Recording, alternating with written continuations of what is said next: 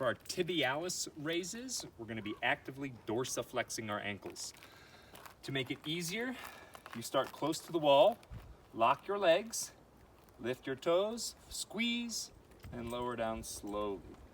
Lift your toes, squeeze, lower down slowly. To make it harder, you get further away. So there's more range of motion and more load here.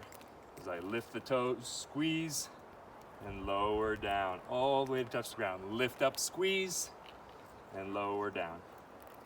You're gonna start to feel a burn pretty intense in the front of your shins. Then make it harder and harder, you get further away. This might be too hard. Ah, it's tough. Lift, squeeze. Ah, lower down. Ooh, so probably don't start this far.